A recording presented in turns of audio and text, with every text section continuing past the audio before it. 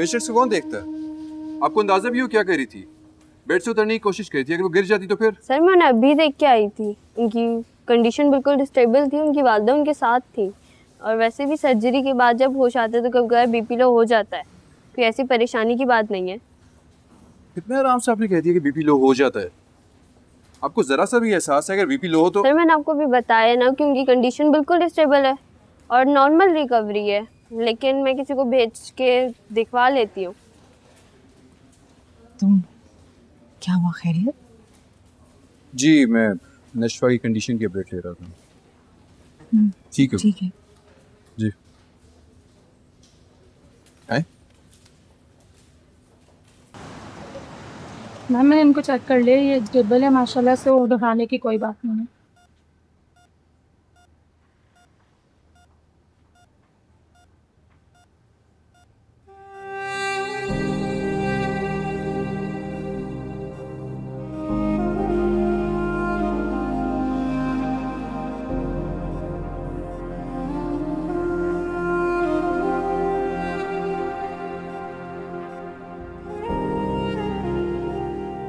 कुछ खाया आपने?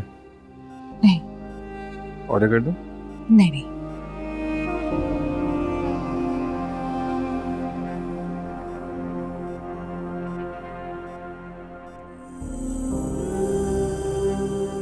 मैं आपका डर समझ सकता हूँ,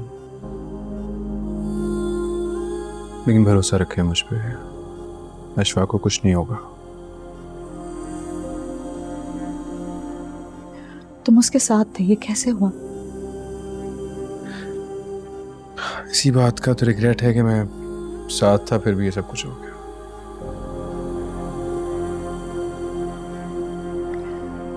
नहीं, मुझे पता है कि इसमें तुम्हारा कोई कसूर नहीं था। ये तकलीफ तो उसकी किस्मत में लिखी थी। अल्लाह ने उसको नई जिंदगी दी है, बस मैं इसके सिवा और कुछ नहीं सोचना चाहती।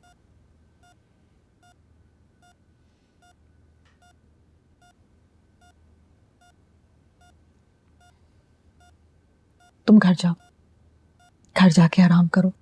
यहाँ नर्सेज हैं, अच्छा स्टाफ है, हम ठीक हैं।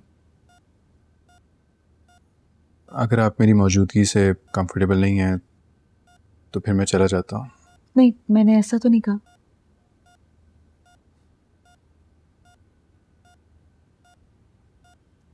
एक बात बताएं, आप हमेशा से ऐसी हैं, खामोश, शाय, लोगों से डरने वाली।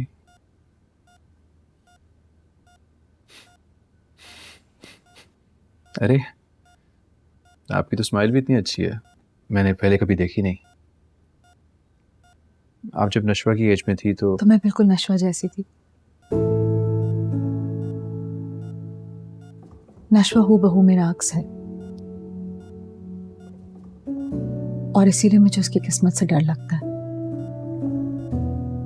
वो बड़े बूढ़े कहते हैं ना कि बेटियां अपनी माँ का नसीब अपने हाथों की लकीरों में छुपा के लाती हैं। ऐसा भी तो हो सकता है कि कोई बेटी अपनी माँ का नसीब बदलने का करेज अपने हाथ की लकीरों में लिखवा के लाई हो।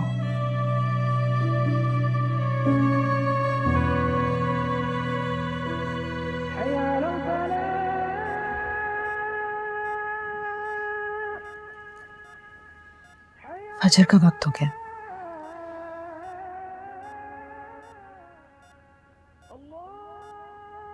वैसे बड़े बूढ़े ये भी कहते हैं कि अजान के वक्त की गई दुआ कबूल होती है। आप तो कुछ मांग नहीं रही, मैं ही मांग लेता हूँ। मैं जरा नमाज पढ़